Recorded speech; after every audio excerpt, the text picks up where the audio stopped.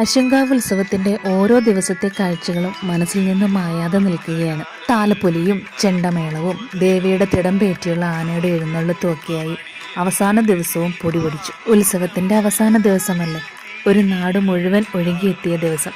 വരിവരിയായി താലങ്ങൾ ഏന്തി നിൽക്കുന്നത് കാണാൻ തന്നെ എന്തൊരു ഭംഗിയാണ്.